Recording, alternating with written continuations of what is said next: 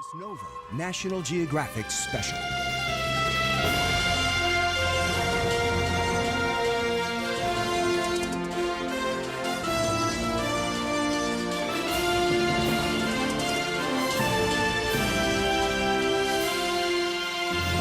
Major funding for NOVA is provided by the following: the David H. Koch Fund for Science, supporting NOVA and promoting public understanding of science, and the Corporation for Public Broadcasting, and by PBS viewers like you. Thank you. Deep below the surface lie the remnants of a devastating Nazi attack on America, the Battle of the Atlantic. Lasting from the first day of the war to the very end, the fighting would ultimately claim nearly 6,000 Allied and German ships and span 5,000 miles of ocean. But as an island nation, Britain was vulnerable. Its survival depended on supplies imported from abroad. At either end of the U-boat were tubes for launching torpedoes, 23-foot-long underwater missiles. At its center, the conning tower. Below it, a maze of controls for steering, diving, and surfacing. Submerged, a U-boat's survival depended on its pressure hull. Invisible from outside, these structural ribs and steel plate were all that stood between the crew and thousands of tons of seawater. Like today's hybrid cars, U-boats relied on a combination of internal combustion engines and battery-powered electric motors for propulsion.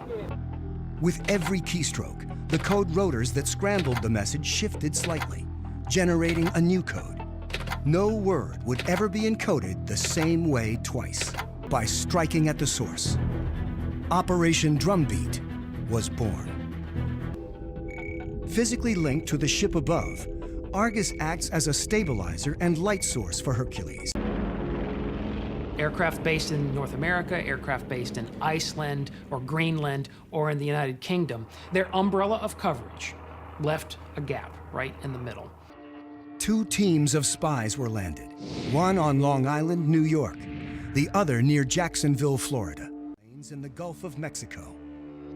We had lapsed into the thinking that everything's fine in the Gulf of Mexico because the enemy is not there.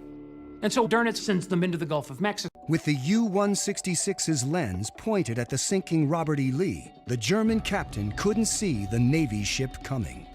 He's in the fray right now. He's trying to kill this guy.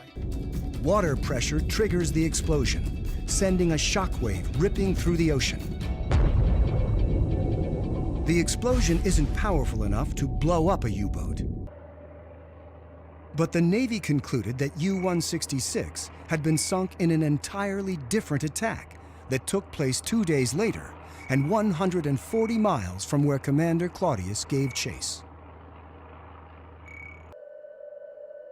It's completely gone. Normally, a depth charge just cracks the pressure hull.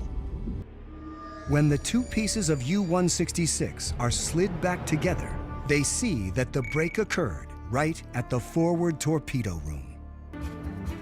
Marty Morgan believes a depth charge landed directly on top of U-166.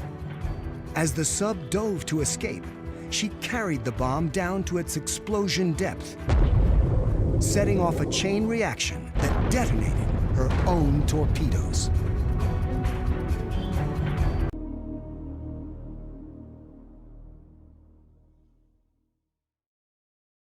The exploration continues on NOVA's website, where you can watch this and other NOVA programs, see expert interviews, interactives, video extras, and more. Follow NOVA on Facebook and Twitter, and find us online at pbs.org/NOVA.